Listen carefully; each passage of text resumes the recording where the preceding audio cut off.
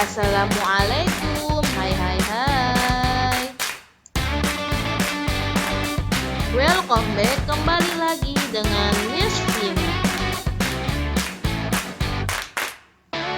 Before study, say basmalah. Bismillahirrahmanirrahim. Pembelajaran hari ini, tematik tema 8, menjaga keselamatan di rumah dan di perjalanan. Subtema 2, pentingnya menjaga keselamatan di rumah. Pembelajaran 4, 5, dan 6.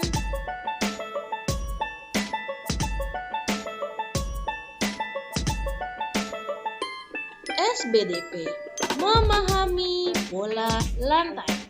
Beberapa pola lantai yang kita kenal dalam suatu gerak tari adalah yang pertama, pola lantai lurus ke samping, pola lantai berbentuk huruf V, pola lantai lurus ke depan, pola lantai berbentuk lingkaran, pola lantai serong ke kanan, dan pola lantai serong ke kiri.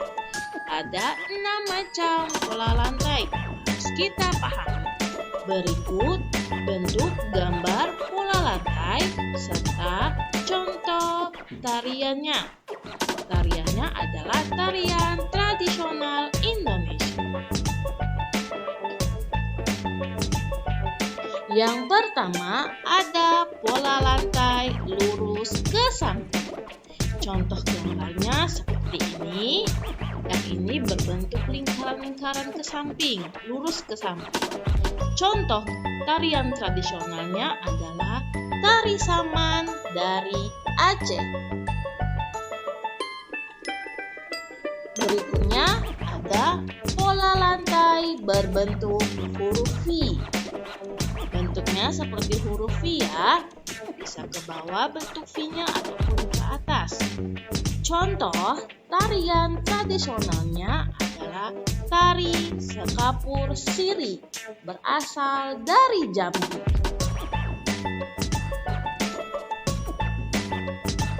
Lanjut, ada pola lantai lurus ke depan.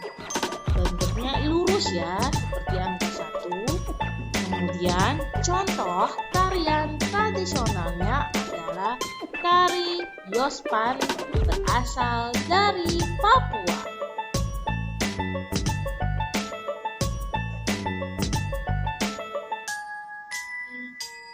Kemudian ada pola lantai berbentuk lingkaran.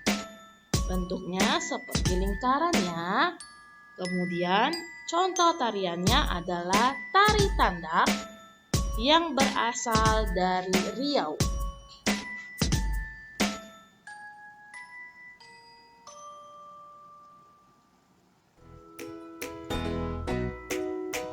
Lanjut, ada pola lantai serong ke kanan.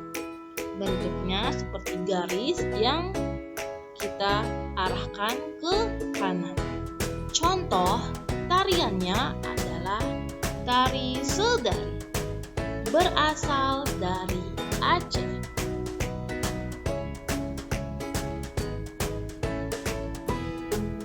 Kemudian ada pola lantai serong ke kiri. Arah garisnya menuju kiri.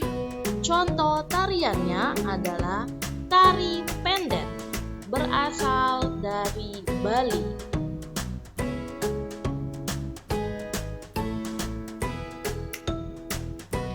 Penting memahami gerakan pola lantai pada gerak tari agar menjaga setiap penari tidak tertabrak atau bertabrakan. Kemudian membantu penari menentukan gerakan selanjutnya. Lalu penari lebih energik.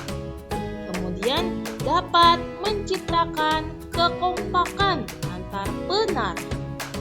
Lalu pola lantai juga merupakan ciri khas suatu tarian karena setiap tarian memiliki pola lantai yang berbeda-beda.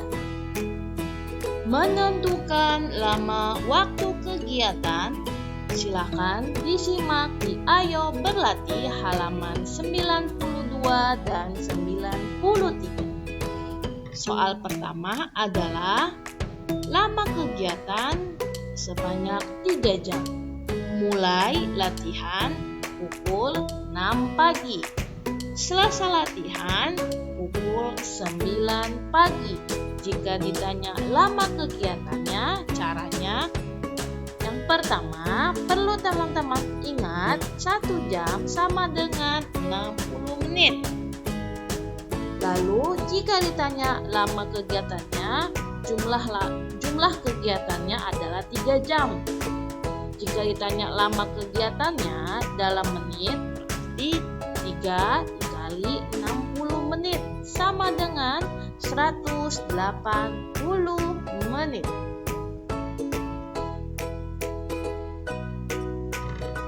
Soal kedua, lama kegiatan adalah 8 jam. Mulai latihan pukul 6 pagi. Selesai latihan pukul 11 pagi. Kemudian caranya tetap seperti soal nomor 1. 8 dikali 60 menit karena 1 jam sama dengan 60 menit. 8 dikali 60 sama dengan 480. Jika teman-teman ingin menyelesaikan perkaliannya dengan bentuk penjumlahan, berarti 60 dijumlahkan sebanyak 8 kali. Hasilnya sama, 480. Jadi lama kegiatannya adalah 480 menit.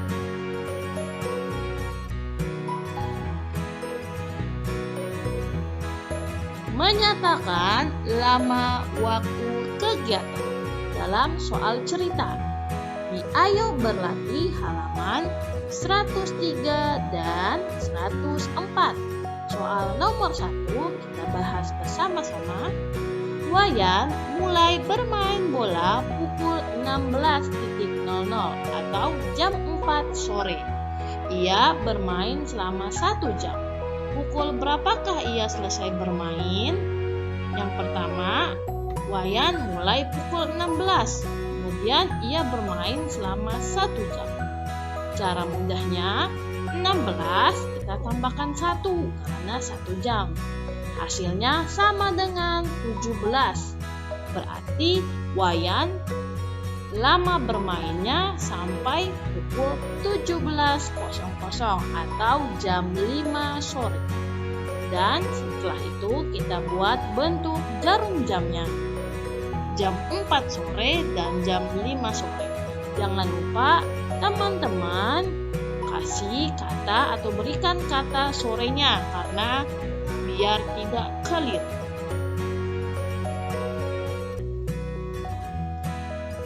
Lanjut nomor 2. Ana membantu ibu pada pukul 14. Ia membantu ibu selama 60 menit. Pukul berapakah ia selesai membantu ibu? 60 menit sama dengan 1 jam. Berarti Ana memulai membantu jam 14. 14 ditambah 1 sama dengan 15. Berarti Ana selesai membantu ibu pukul 15 atau jam 3 sore. Kemudian kita buat bentuk jarum jamnya dan jangan lupa ditambahkan kata-kata siang dan sore. Ana mulainya pukul 14 berarti siang. Kemudian selesainya pukul 15 berarti sore.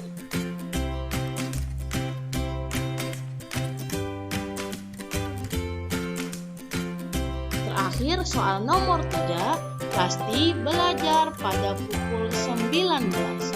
Ia belajar selama 2 jam. Pukul berapakah ia selesai belajar? Kalau pukul 19 berarti itu pukul jam 7 malam. Ya, lamanya pasti belajar 2 jam. Caranya 19 ditambah 2, nah 2 jam. Hasilnya sama dengan 21. Jadi pasti selesai belajar adalah pukul 21 malam atau jam 9 malam. Kemudian dibuat bentuk jarum jamnya seperti gambar berikut ini. Jam 7 malam dan jam 9 malam. Jangan lupa ditambahkan kata malam di bawahnya agar tidak keliru.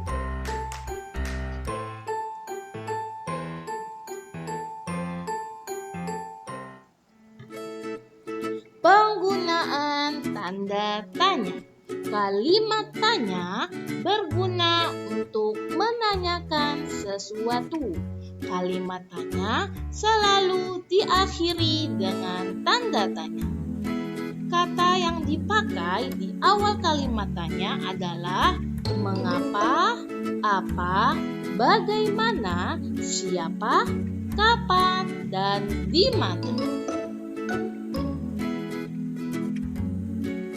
Menulis kalimat tanya. Ayo berlatih. Tugas, silahkan teman-teman menulis kalimat tanya berdasarkan gambar di samping. Wah, itu ada gambar orang-orang sedang bergotong royong membetulkan jembatan. Di bawahnya ada sungai. Beberapa orang menggunakan peralatan untuk membuat jembatan itu rapi, untuk mengangkat beberapa kayu agar jembatan itu rapi.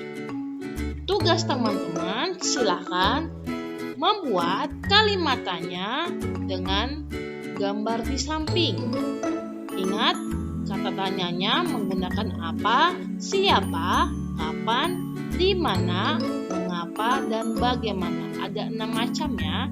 Dikerjakan di buku tulis, ditulis dengan rapi dan cantik. Kemudian hasilnya difoto. 2A ke Miss Rini, 2B ke Miss Vina.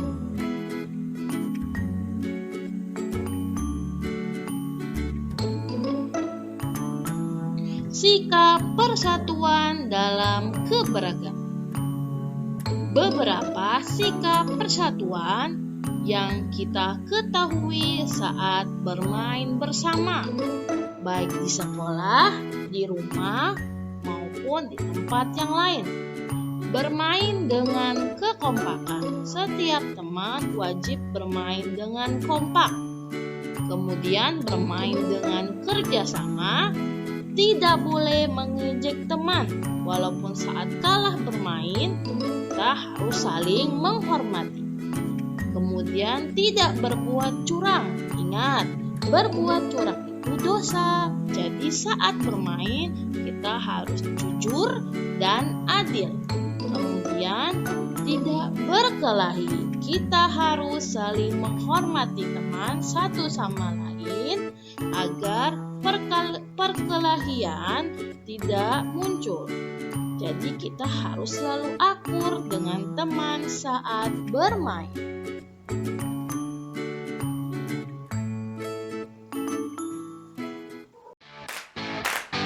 After study, say hamdalah, alhamdulillahi rabbil alamin.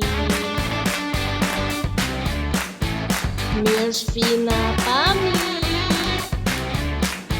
Wassalamualaikum warahmatullahi wabarakatuh.